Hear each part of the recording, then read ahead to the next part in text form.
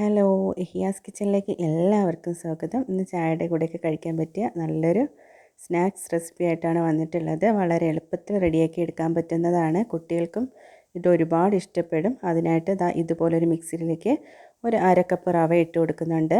അതേ അളവിൽ തന്നെ ഞാനൊരു അരക്കപ്പ് മൈദാമാവ് എടുത്തിട്ടുണ്ട്. അതേ അളവിൽ തന്നെ ഒരു അരക്കപ്പ് അരിപ്പൊടി ഇട്ട് കൊടുക്കാം.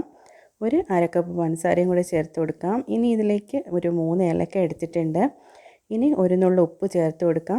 ഒരു 1/4 ടീസ്പൂൺ സോഡാപ്പൊടി ചേർത്ത് കൊടുത്തിട്ടുണ്ട്. ഇനി ഇതിലേക്ക് ഒരു 3/4 കപ്പ് വെള്ളം ഒഴിച്ചു കൊടുക്കുകയാണ്.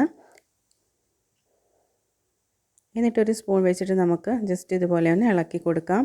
അപ്പോൾ സ്പൂൺ വെച്ചിട്ട് ഇങ്ങനെ ഇളക്കി കൊടുത്തിട്ട് അടിക്കുകയാണെങ്കിൽ നല്ലതുപോലെ കിട്ടും. അപ്പോൾ ഇവിടെ കുറച്ചുകൂടെ വെള്ളത്തിൻ്റെ ആവശ്യമുണ്ട്. ഞാൻ കുറച്ചുകൂടെ ഇതിലേക്ക് ചേർത്ത് കൊടുക്കുകയാണ്. എന്നിട്ട് വീണ്ടും നമുക്കിതുപോലെ ഒന്ന് ഇളക്കി കൊടുക്കാം.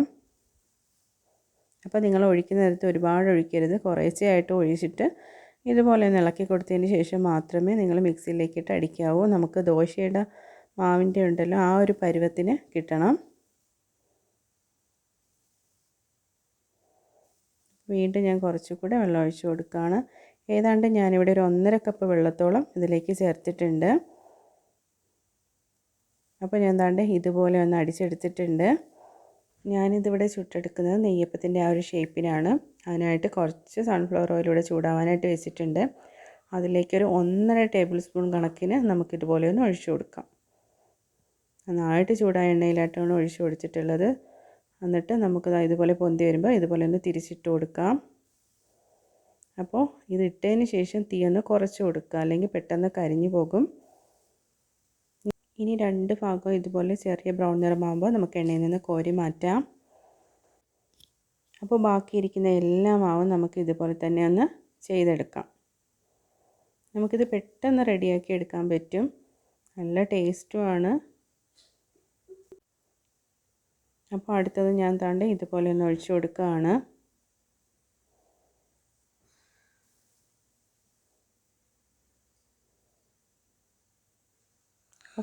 എണ്ണയിലേക്ക് ഒഴിക്കുമ്പോൾ തന്നെ നന്നായിട്ടത് പൊന്തി വരും. ആ സമയത്ത് പതിയൊന്ന് തിരിച്ചിട്ട് കൊടുത്താൽ മതി. അപ്പോൾ എല്ലാം കൂടെ ഒരുമിച്ച് ചെയ്തെടുക്കരുത്. ഇത് തമ്മിൽ ഒട്ടിപ്പിടിച്ച് നല്ല ഷേപ്പൊന്നും കിട്ടത്തില്ല.